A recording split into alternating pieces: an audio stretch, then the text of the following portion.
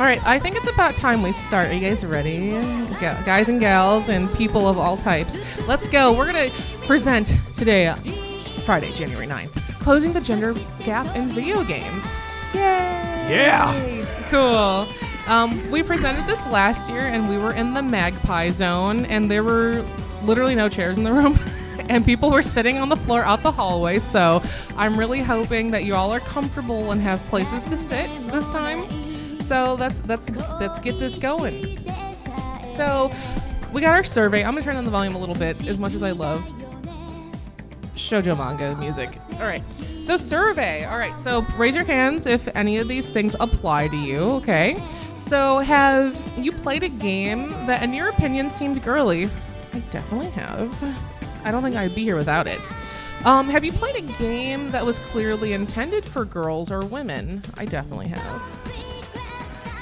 And then, have you been bullied for either your gender, your sexuality, or even how you present your character in a video game, online, offline? Oh yeah, that's a real mood, am I right? Ooh, okay, so I think most people raise their hands for most of the questions. So welcome, who am I? A little bit about me. I'm Thick Lizzie. Hi, how are ya? You can just call me Liz or Lizzie, whatever you want. I like to consider myself an entertainer, and I also like to cosplay. We were just talking, I go to a lot of cons, almost a con a month. I go to probably like 9 or 10 shows a year. And I also cosplay. I'm not like a pro cosplayer. I'm not that good. I'm chill this weekend. I'm wearing normal clothes. But this guy, he's the cosplayer this weekend. Really cool. And then also, if you like video games, they were live last night. I was not on broadcast, but on Twitch, I co-host this little show called The Reset Button. We talk about retro video games, and we talk about a lot of current news and what's going on with gaming and our hot takes. I have a lot of bombs that I drop, a lot of hot takes. I don't like anything popular, y'all. That's the curse. So my qualifications for this panel, I've literally played video games and I've not stopped. It was never just a phase, mom and dad. Okay, I played games literally my entire life, and I remember a time when video games and anime were not cool, especially for girls being into video games. It was not cool at a point in my youth. Thankfully, that's different these days. Bless. However, I've been given a really hard time for gaming being one of my primary interests. So, and we'll do a quick introduction to my buddy here. Hi there, my name's Connor. My internet handle is some variation on Titan 6. I used to be a professional video editor. I'm currently a writer, and that just means I'm unemployed. So, been really good friends with Lizzie for nearly a decade at this point, and I decided to jump in on the panel because Lizzie asked me, and we've done this at a few different cons, and it's been really fun to see people's reactions and talk about it. Awesome. Hopefully I can provide something to it. Oh, dude, you know your video games. I hope so. Bro, okay. He's just being shy. All right, so why are we here? So there's a few things that I've noticed or felt. Okay, it's just the first week of January. Correct my mistake. It's 2026, and I feel discriminated and tokenized as a woman gamer. Okay, that's a real mood. Also, a big inspiration for this panel, I do have a friend who is a man person who is very closeted about their interests with some video games that are intended for girls and women, and they should not feel ashamed for feeling that way. Everyone should be able to like any type of game that they want, okay?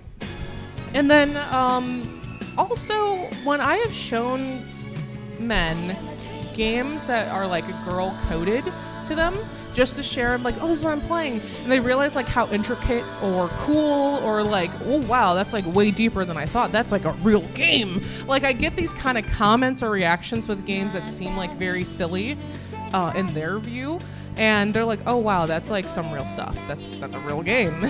So and also a big thing is let's get rid of sexism and homophobia and basically anything that people do to take away your self-expression. All right, that's the most important thing above all else, in my opinion. So where are we gonna begin? Well, we're gonna start with the history of marketing of video games. That's very much the thesis here of kind of where we're at with demographics and how that's affected the numerous genders and what appeals, what they're marketing, and what appeals to people. All right, so we're gonna start way back in 1972 with Pong. All right, who's familiar with Pong? Everyone. Yes, we all know what this is. It's like the first there was video games starting back in the 50s when they were doing lots of computers, but this is like the first real video game. Okay, let's just call it that.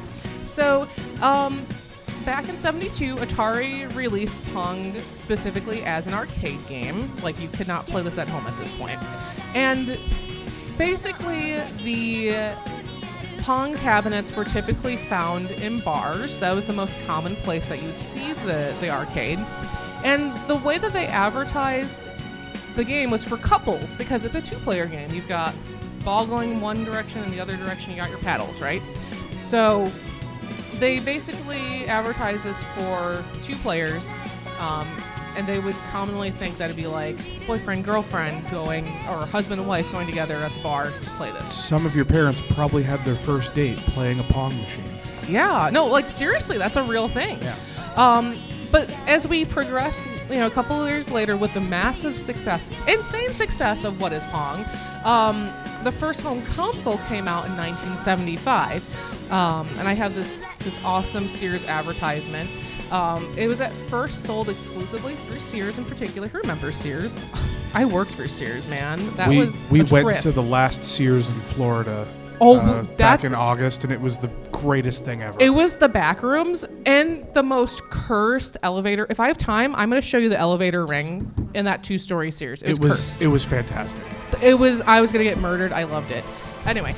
I miss Sears a lot. Women in horror is a whole other panel, but let us move on. So the big thing with advertising the home console version is, well, they're going to be advertising Pong for families, because it's not just going to be a guy and a gal at home as as like their demographic that they're advertising to. They're going to be advertising to everyone at home that could pick up and play and use the controller.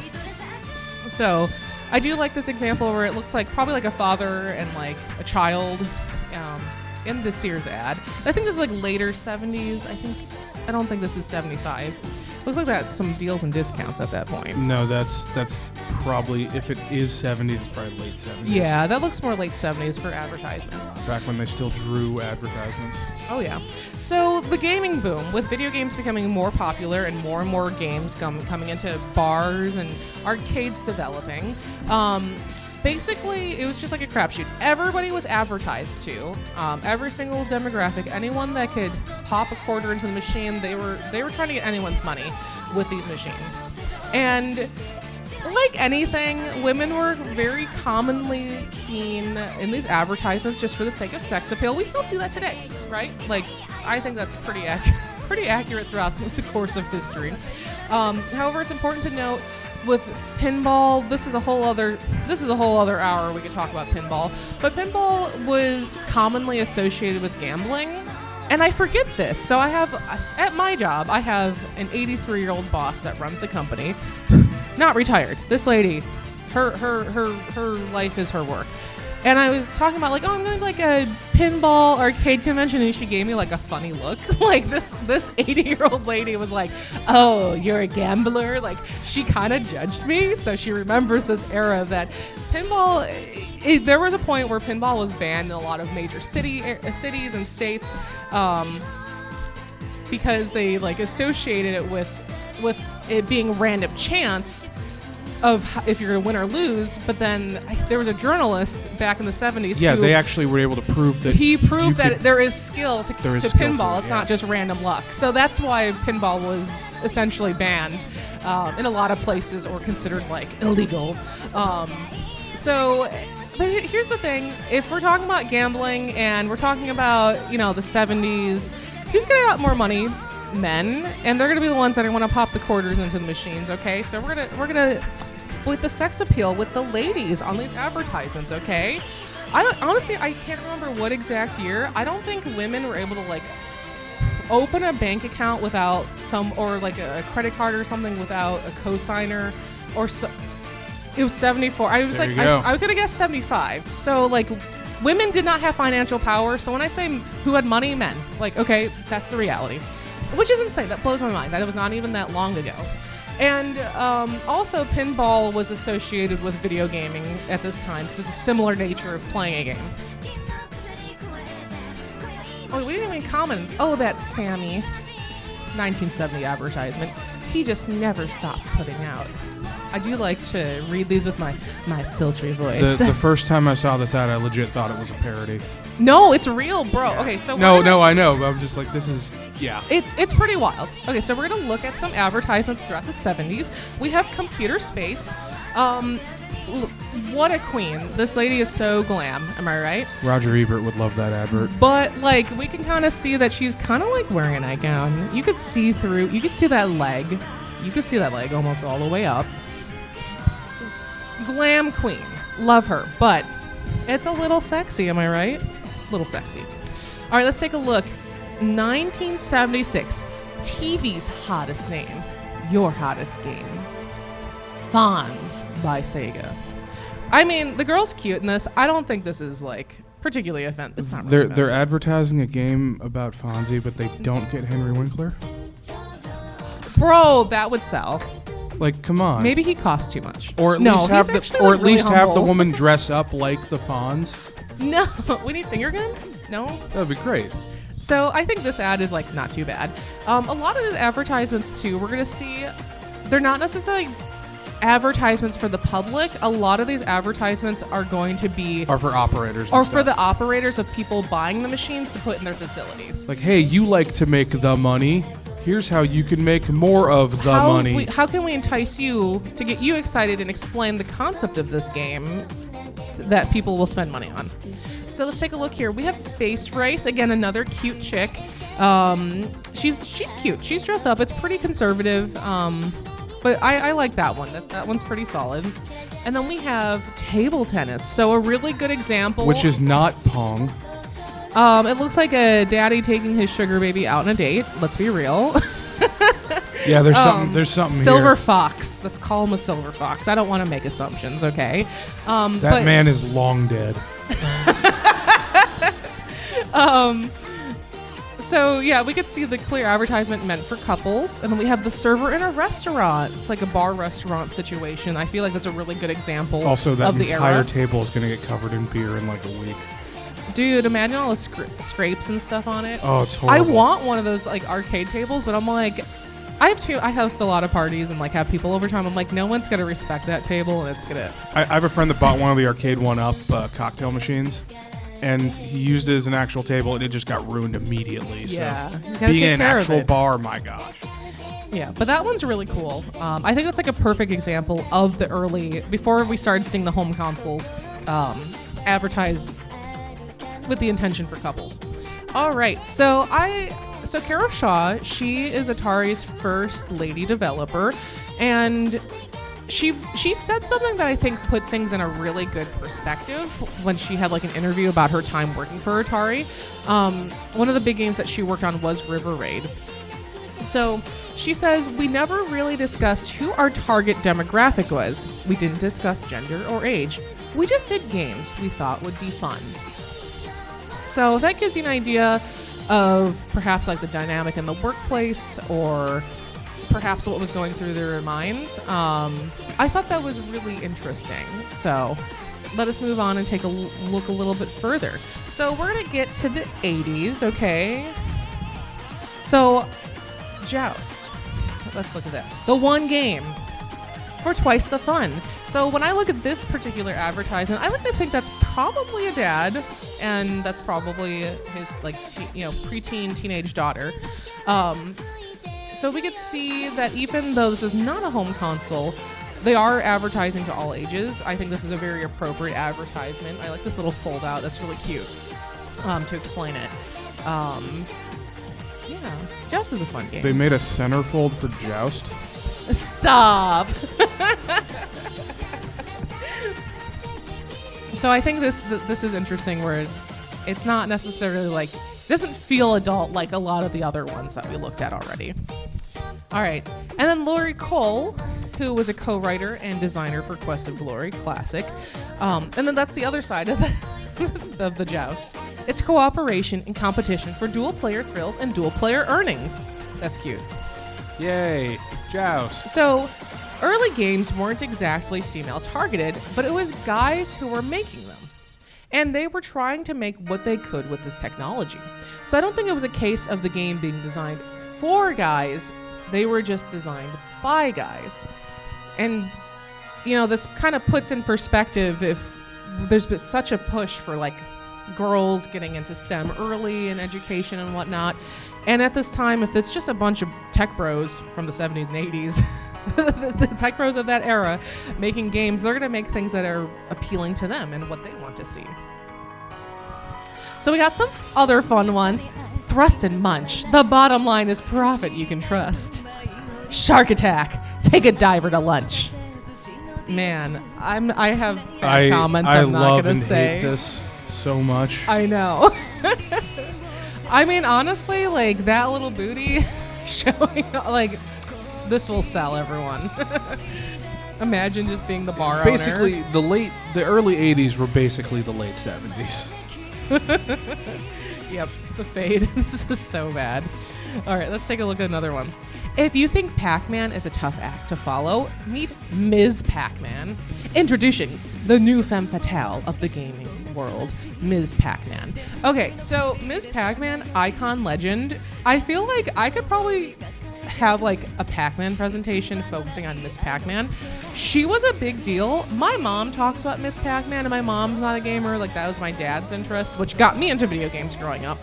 But literally changing Pac-Man to be Ms. Pac-Man made it way more interesting, and women wanted to play Pac-Man. Thank you, General Computing Corporation, for that. So also, it's a better game. You know, aside from it being the better game, they literally, Ms. Pac-Man is the huge reason in the 80s that women were interested in playing Pac-Man, essentially. She is a huge deal. Game changer for Atari in terms of the Pac-Man, the Pac world. I don't know. Pac-Man Mega Universe. The Pac-Man Cinematic Universe. Yeah, the EU. Yeah. But I don't know. She's a queen. I like these advertisements. I think they're cute. All right. So the video game crash. Can we get a womp womp womp? Boo, it bad. So the video game crash, if y'all aren't familiar. So here's the thing. Video games were so popular and everyone was making them that we got to this insane, extreme oversaturation of video games. And what comes with this is that there were too many game consoles releasing. Yeah, think of, like, you have Atari, obviously, but you have Intellivision, ColecoVision, you have PCs like Commodore. You know, you have everything. It's kind of like we got our Nintendo Switch, Magnavox, we got our PlayStation, our Xbox, but then, like, all these other consoles are like the ones that you find on AliExpress that are in, like, the electronics section of a store, yeah, but just swamped with all these crappy consoles. It's just, there were so many. That's the equivalent, I would say, is if that could be in retail. Oh, yeah. Yeah.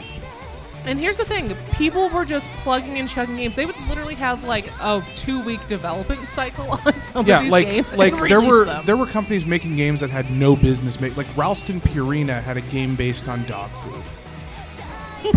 Kool-Aid had one. Pepsi had one. Not Pepsi Man.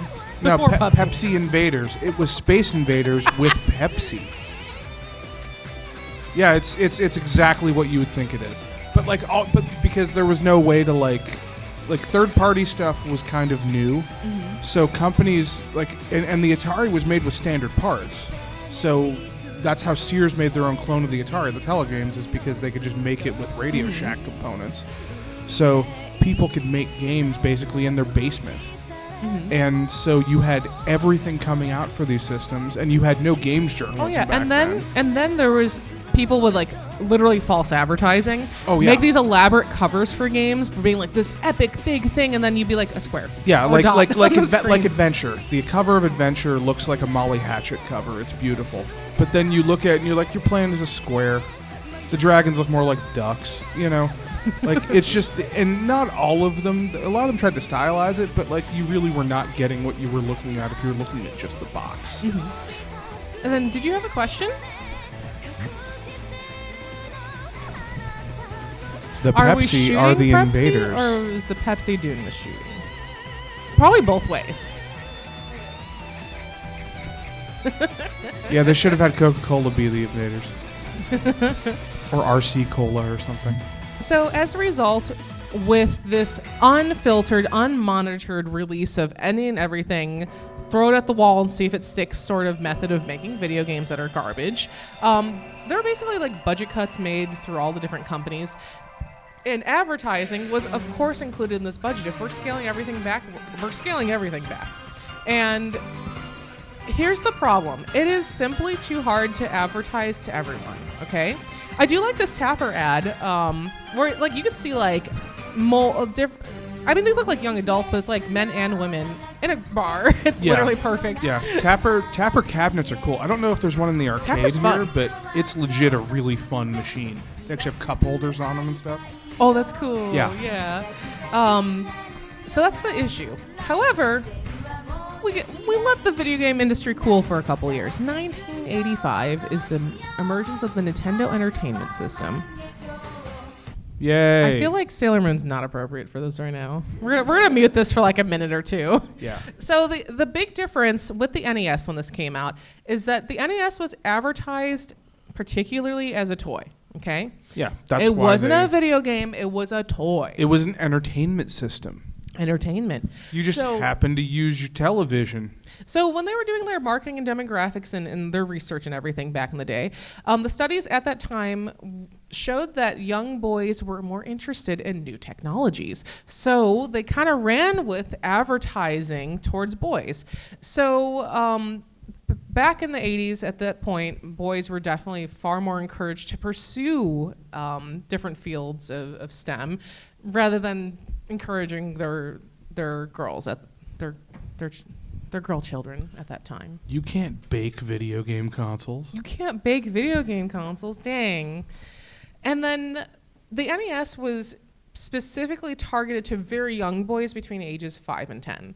And we're going to see... Which does seem weird, but when you look at the ads, you'll see that. Yeah, there's a lot of younger boys in these advertisements.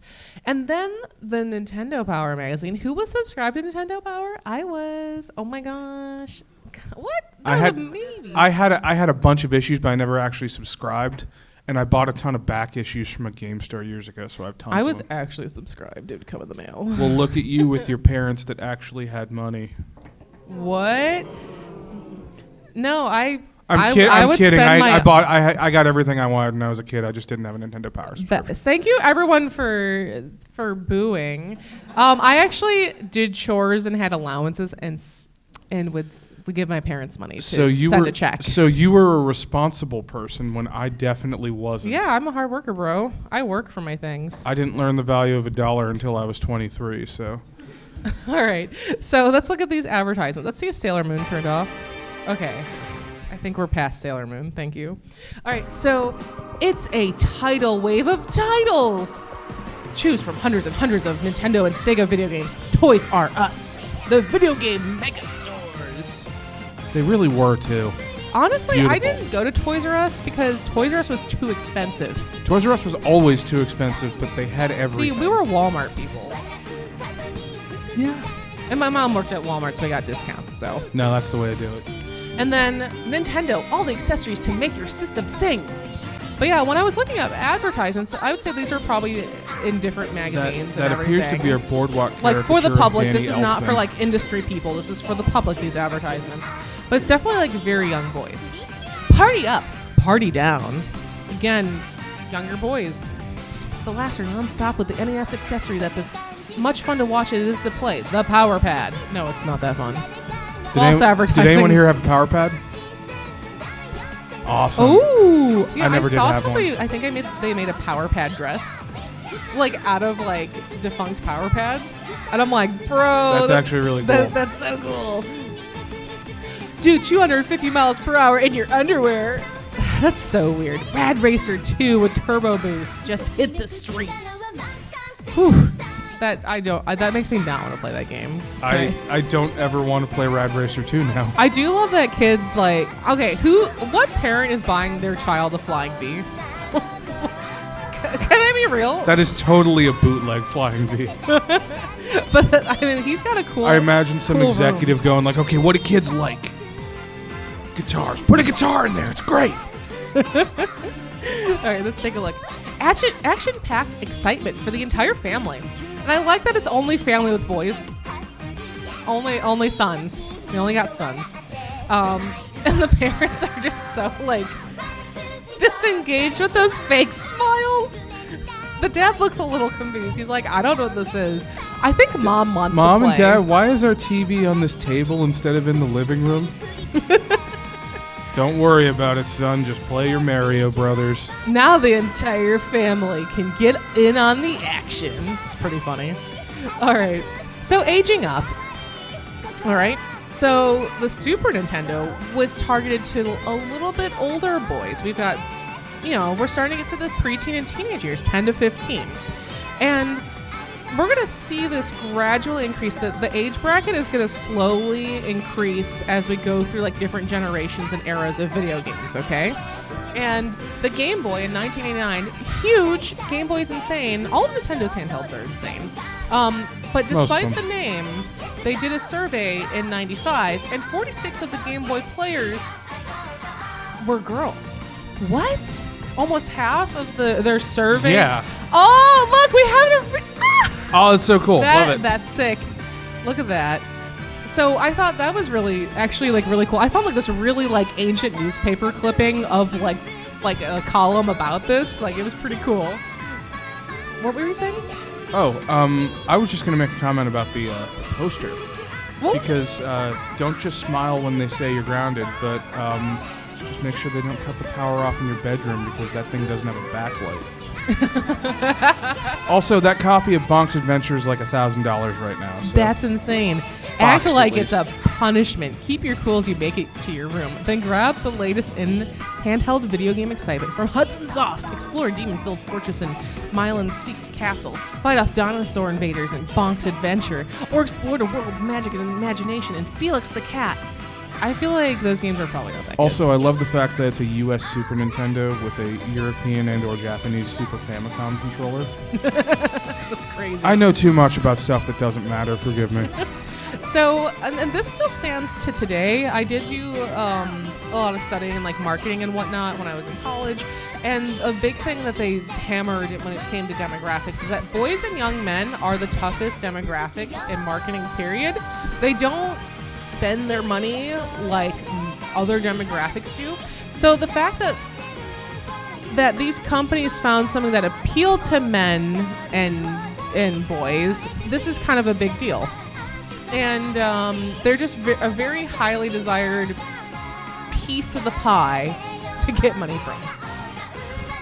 All right, so let's take a look at some more advertisements. Some of these are a little gnarly. I'm going to give some warning, okay? It was the 90s. There was time for claps. Yes, but I do like this one. We have guys and girls, and they're all kind of wild. I like the hair colors. Very cute. The Nintendo Play It Loud campaign was awesome. The commercials for this had like Butthole Surfers music playing in the background and stuff like that. Amazing. Oh, this one's turned down. All right, let's take a look at the next one. We have What Game Frenzy? We've got it. Play It Loud. Had this poster in my bedroom. Wild. I think my goal when I started collecting retro games was to get everything that was on that poster. Oh, God, keep it in horrible. your pants. I love that we have like Those Nintendo Calvin denim. Klein's. Where can we get those boxers?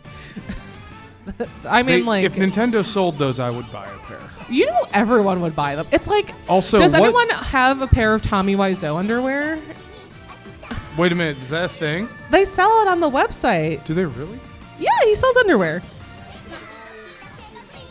Yeah. With underwear. Oh, God, and love like 'em. I've been told that the underwear is actually really good and probably one of my man person's best underwears. The underwears. Also, that ad, those jeans have to be the thinnest pair of jeans possible for that Game Boy button to stick through. Yeah. Honestly, he'll take it out and there'll be like impressions on the jean, on the woven.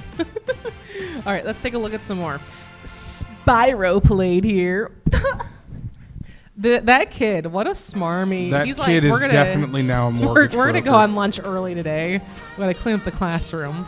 Everyone seems pretty happy. I don't know. Well, some of them. That kid's still sleeping. What is he doing? I don't know. There's a mixed reaction of everyone in that classroom. All right, let's take a look. Game Boy. This is from Australia. More fun than a ferret down your trouser. Yeah, bro, I don't even know. I cannot. Who thought this was a good idea? I have no clue. Australian marketing teams are something else. Oh, yeah. This one, escape. Okay, can I be real? I feel like I talk with enough dudes that if there was a woman person that came in their life and they're like, and they wanted a girlfriend, this would not be the scenario. If you were a nerd and a girl came up to me like, let's go to prom, you would not be escaping through your Game Boy. I feel like this is actual false advertising, okay? Am I right? Yeah. Yeah, you'd be sitting on the sidelines drinking punch and trading Pokemon. Yeah. So honestly, this is pretty inaccurate. I don't appreciate this. I probably would have done this at my prom if my high school didn't have more than 10 people in it, so. Literally. So this one, I don't think this one's accurate. It's This one. The second best thing to do in the dark. I mean, that's pretty real. I mean, I'd say that's highly accurate. I approve. Babe, are you playing Pokemon again? Yeah, I gotta get a Whismer. Come on. Stop. All right, how about this one? New Game Boy Pocket. Seriously distracting. Okay, bro. Okay, can I just say, the same rule to high school prom is going to apply to this advertisement. This is how addicting Game Boy was in the 90s. I can't. These are so bad. Also, at least let her hands be free so she could also play Game Boy if that's what we're going to do. That's not fair. Hold on. My theory, the torture is not being able to play the Game Boy. That's the kink. I solved it. I've been doing this panel for a year now. Please, I finally sir, I haven't solved played it. Metroid 2 in over a week. Sire.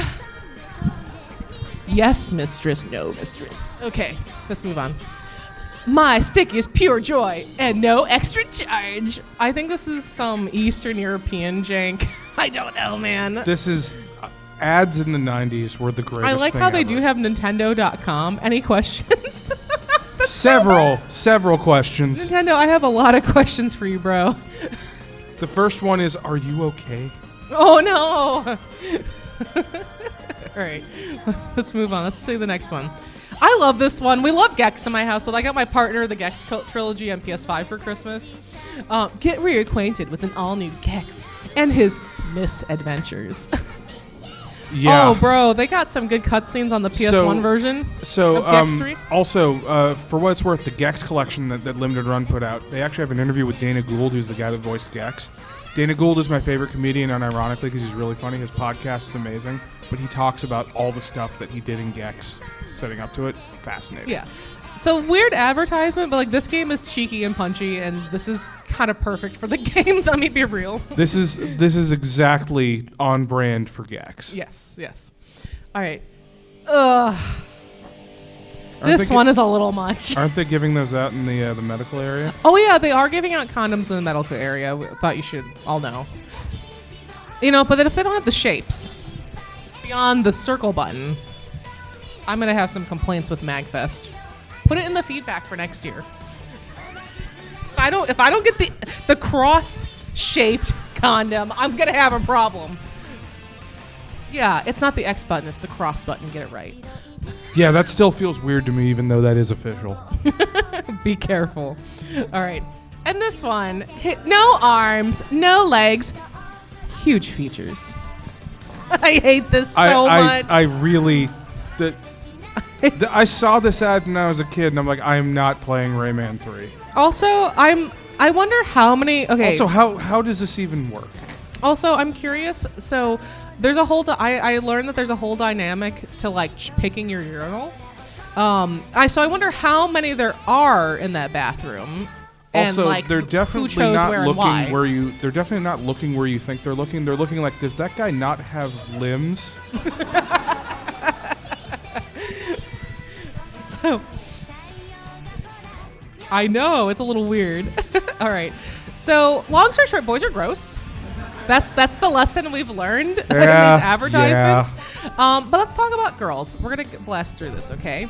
So we got 25 minutes, all right? So games made for girls. So in the mid-90s, there's the girls' game movement, okay? So game developers noticed that girls were grossly underserved. We're not really advertising towards women or girls. Gave some people some ideas, okay? And here's a big thing. The girls' game movement is important because it's games made by women specifically intended for girls. And there's a few different games I'd like to highlight. So Purple Moon's Rocket series was, like, Purple Moon was a studio, like, founded and made by women to make these games. It's basically like a girl, it's kind of like a high school simulator where it's just like a girl going about her day, going to school, dealing with other girls her age. And then the Nancy Drew games, which they have, I've never played the Nancy Drew games, and I've heard, but from so many people, they are phenomenal. Her Interactive, literally the name of the company, H-E-R, her. They've been blasting out these games pretty consistently over the last 30 years. If you're adventure game fans, check this out because they actually are pretty interesting. I'm just not like a big PC gamer, so that's why it's never really like fell on. I like consoles more. It's never been on my radar, but I've just heard rave reviews about these games in general. So this is like one that started during this movement that's still current today, which is fantastic. Purple Moon did fizzle out within a few years. There's actually quite a few interesting like YouTube documentaries of people like talking about the studio and the handful of games that they made. But it's really interesting. And then basically the biggest hit of this era is Mattel's Barbie Fashion Designer, which released in '96. Big deal. If you were a girl around this time, it seemed like everyone had this game. Who played this? Anyone? Yeah. Okay. Yeah. Okay. Guys and girls playing this game. Kind of a big deal. Honestly, if I was not like teeny tiny, I was 3 when this came out, and I wasn't on computers too much at that point, I probably would have played that. You could see that box from space. It's cute. It is bright. So these are like really, this is the beginning of the girls' game movement. So here's a few things to like kind of consider with gendering in games. So with the girls' game movement, the gender gap in video gaming has significantly reduced over the last 30-ish years. And with the studies and research that have come up, girls never really like ever disliked video games. Like that's important to keep in mind. And there was a lot of research that's been put into what appeals to girls, so they could make something most appropriate for that demographic. But the big question is, can boys like these games too? In my opinion, yes, boys can. And with the girls' game movement making this profound statement of like, we are making games for girls, there's a lot of criticism of like the types of games that are produced. So it can like, unfortunately, it can reinforce negative gender stereotypes, like, oh, we're gonna have a cooking game and a baby game, and basically are we like curating games to make these kids like a housewife, for example? Like an example is like when I got my first computer, it came with a big bundle of software, and it had like a Doom, Magic Carpet, stuff like that. But I also got Hello Kitty Big Fun Deluxe. Ooh. Which is a video game where you play as Hello Kitty and you go shopping or you make dinner. And that was their female representation for the games. But like, I played Doom. But like girls do more than go shopping and cook. We have no other hobbies. Not according to whoever made Hello Kitty Big Fun Deluxe. But we could play Hello Kitty Island Adventure nowadays. I actually thought about buying that. It looks kind of fun. Bro, it's so good. Okay. So that's like one criticism of like, if we're making games specifically for girls, we're gonna fall into like this trap of like, I don't know, curating things that fall into the bad stereotypes. Okay, and then also just something to consider how the parents treat the concept of gender and the roles, that these genders are supposed to fill. That will affect how they develop and how they view the world as they grow up. And then also the media in which the parents allow their children to absorb. That's also a huge factor to kind of consider with a young person's development. Alrighty, so common types of girl games. These are my made-up thing. This is purely my thoughts, okay? So there's types of girl games that I like to break it down. So intellectual properties marketed towards girls. So something like your Barbies, your Monster Highs, like toys or media, that are made for girls. Concepts gendered as feminine. All right, that's another subgenre. So think of like your dress-up games. Oh my gosh, old Flash games on the browser. Anyone? Yeah, those girl games. Yeah, you know what I'm talking about. And then career-oriented games. There's a whole bunch of these advertised for girls. And then relationship-based games, I'd say, are definitely heavily marketed towards girls. And games prominently featuring a girl or woman leading character. So these are kind of like my made-up types of games for girls. And let's go into some examples. And also, let me just make this clear. I think that the games that are made for girls are just as funny and silly and goofy as games made for boys or all gendered games. But like, I like to say that these are games meant for children, okay? Games meant for children. That's how I like to, that's the lens I'm trying to view these through. All right, so a popular IP, if you want to call it an IP, Mary-Kate and Ashley, anyone? Yes? That dominated the 90s and early 2000s? Yes? So this is a great example of an IP kind of thing. So the concept of this game is that Mary-Kate and Ashley are trapped in a shopping mall after some weird magic stuff that happens. I never played this game as a child. I played this as a rowdy college-aged person. This is a late PS1 release too. This game is hysterical, but it's basically a minigame mayhem.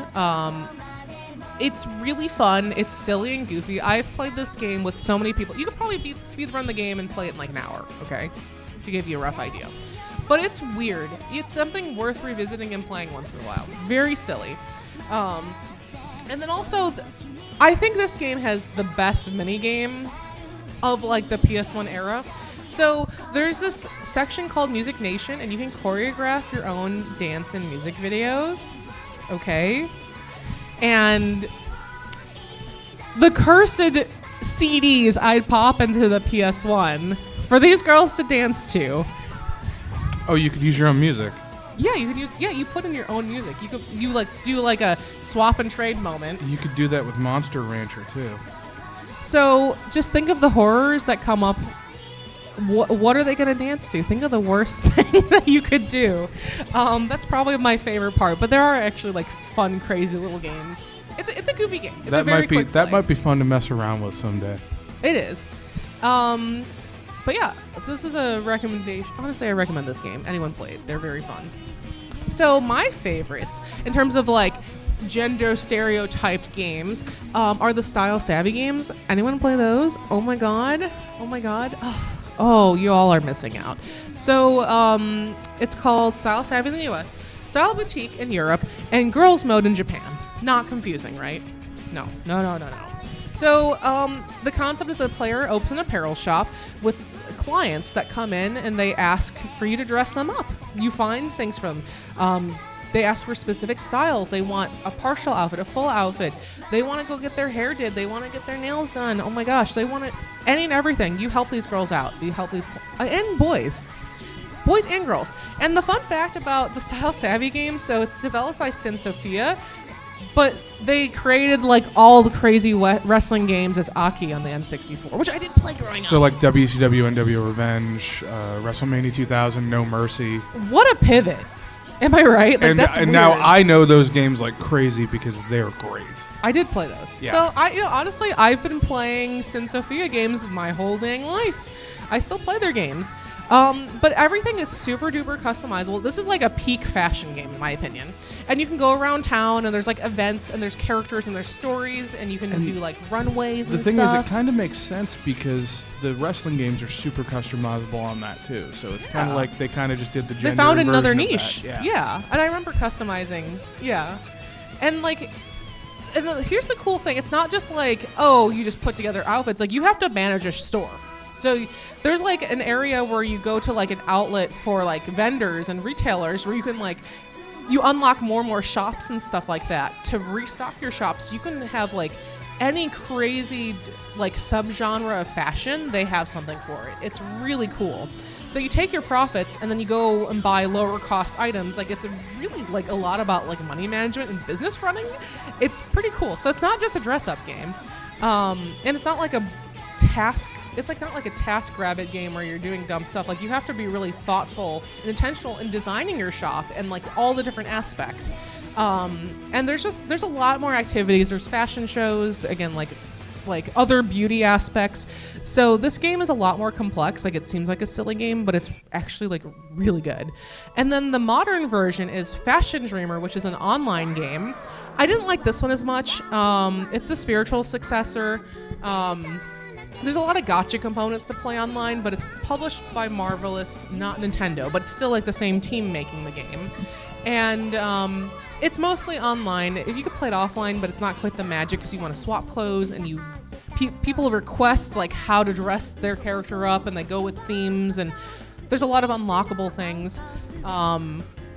I don't know. I didn't like it as much. I thought it was a little bland. The art design's really cute, though. Oh, it's adorable. And also, you can choose to play as a man in this game, which is probably like the coolest thing. So my partner was watching me play the game upon release, and then he's like, "Can I make a character?" And I was like, "Yes, of course." So then I got my partner into playing this game too. So it took him away from Balatro for 20 minutes. Oh yeah. Actually, this is pre-Balatro. Okay. Pre-Balatro, actually. So there are men in the other fashion games that you can dress them up. There's a lot of gender neutral clothing that will like fit the male models and everything. But you can explicitly choose to play as a dude in this game, which I think is really, really cool. All right. Ubisoft's Imagine series. So the concept, there's so many Imagine games, but there's a huge range of careers.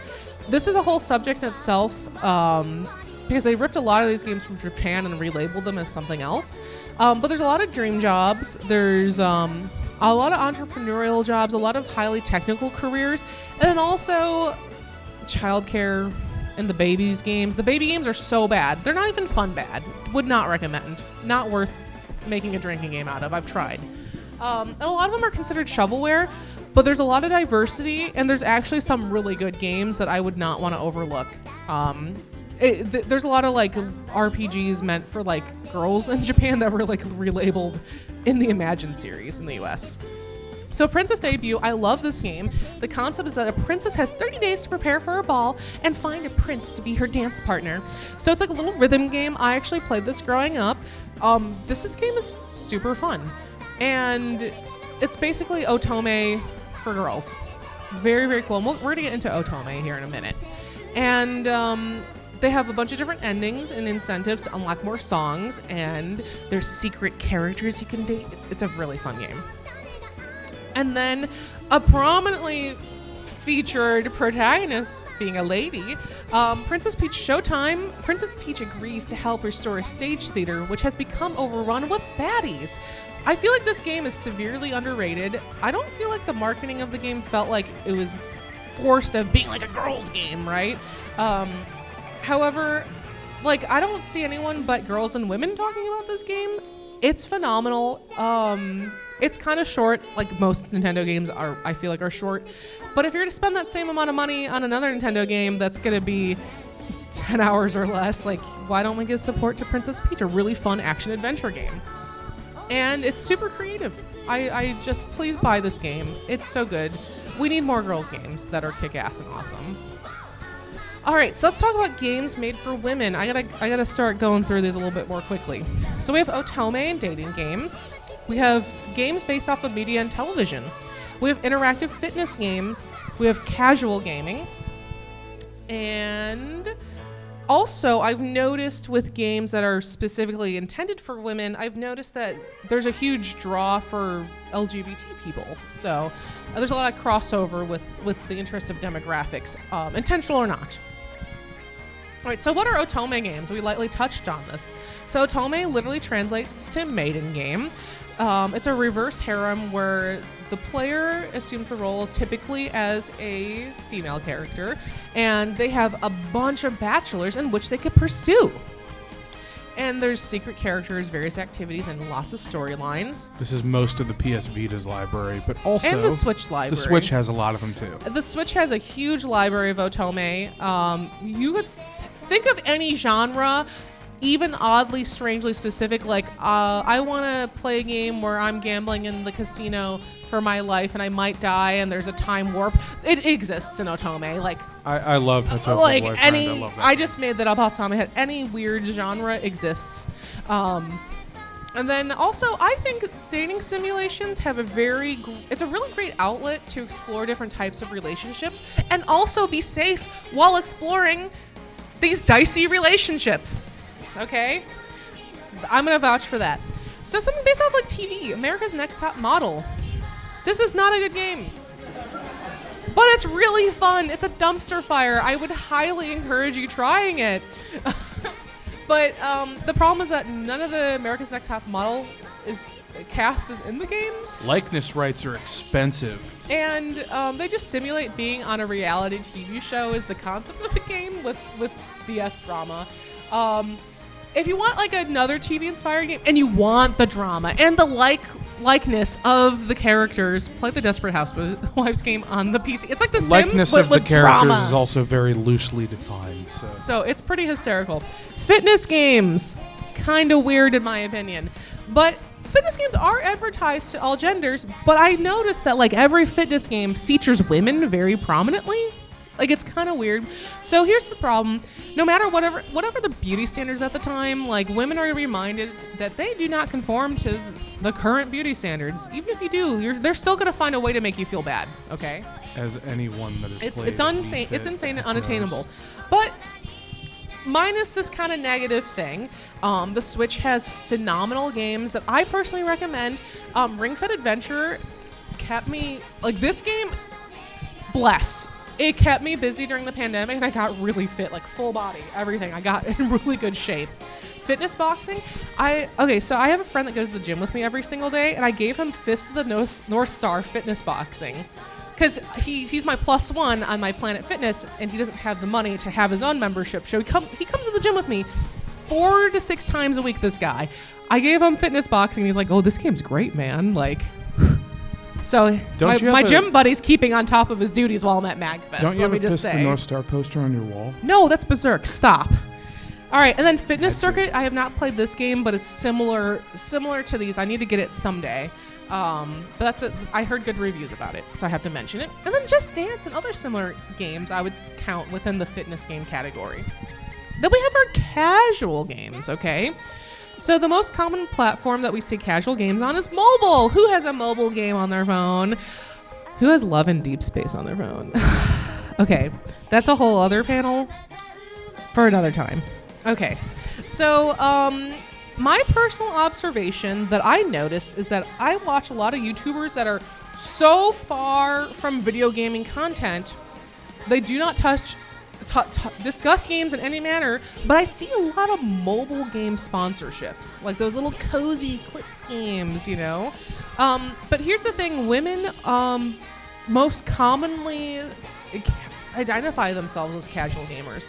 44% of women gamers play exclusively on their phones. Okay, this was data collected in the last few years, and 50% of those women gamers pay to play, so they're sinking their cash into these apps, okay, these games. And then the women that play on their computers tend to consider themselves core gamers, not casual. But there's a few things to think about. So why aren't there more like core or hardcore gamers, women gamers, despite sharing an equal market with men? Because nowadays, literally doing the research, it's about a 50-50 balanced ratio with men and women playing video games. But if we think about how easy it is to pick up and put down your phone on a regular basis, what are women doing? That women are very busy doing things all the time, constantly running their lives, running the lives of everyone else in their house. So what's easier than having a mobile game to pick up and put down at any given time? You know what I'm saying? But are you picking up what I'm putting down? Yeah. Yep. And also, unfortunately, women still bear the physical and mental load of the household. It's a very true reality. Once I learned what the mental load was, I was like, this definition changes how I can describe how I'm feeling and communicate to my partner. Big deal. All right. So let's talk about games championed by women. These are games made for everyone, but women in particular, there's a draw. So I like to consider these gender-neutral series with an overwhelming woman fan base. We've got your Myst. Myst is huge commercial success. Huge deal. We have The Sims. I love The Sims. Oh my God. I don't let myself play The Sims anymore because it ruins my life. We've got your Harvest Moon, your Story of Seasons, your Stardew Valleys. Yeah. I love all these games. We have your Animal Crossing. Yeah. That new update on the Switch too. I can't wait to play it. And Dragon Age and Mass Effect.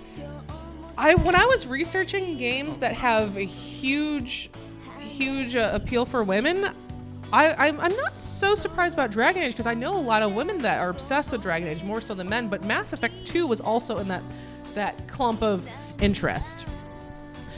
But why? All right, so let's think about it. Most of these games are giant, massive commercial successes, right?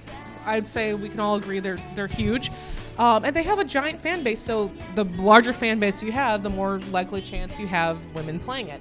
But a lot of these games are self-motivated, there's loose goals, and they can strike a lot of interest in people that don't normally play video games. So think of like The Sims or Animal Crossing. You can choose how you play the game, and it won't be as intimidating as of a threshold for non-casual, for casual gamers to play.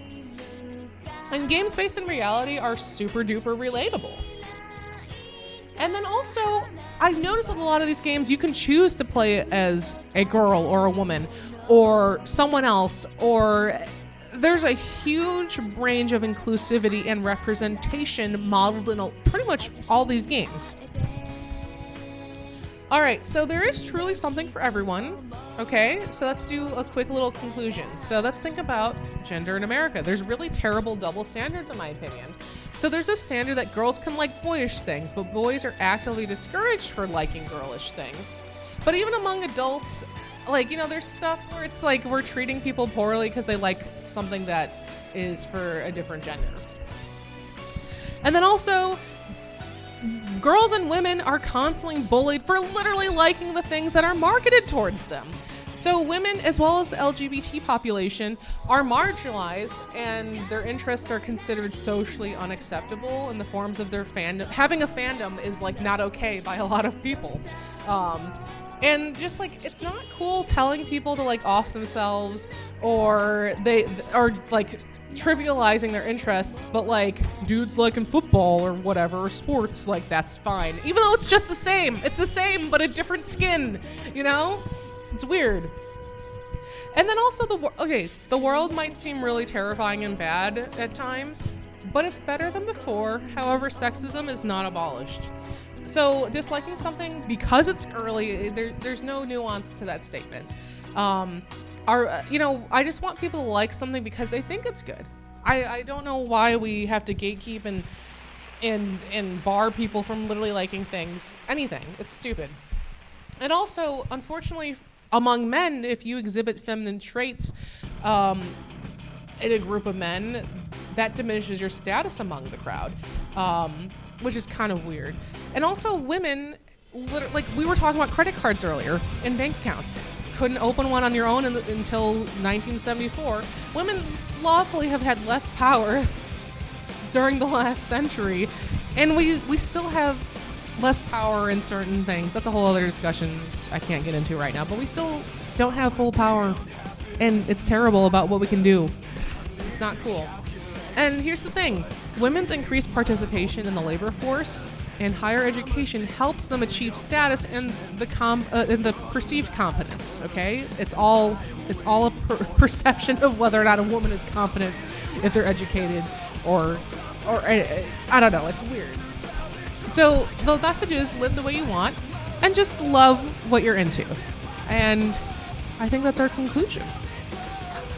Thank you all so much for showing up. Thank you for coming here. If you have a second to open up your guidebook app, and if you rate me 5 stars, I hope you rate me 5 stars. I would love it. I want to come back with more panels at MAGFest. I have some other ideas brewing, but I would appreciate it if you took a second and tell MAGFest how much you like me, because I want them to know that I can bring more to this con. Thank you, guys and gals and others, everyone. Yeah, thank you, everyone, for coming out. We really appreciate it.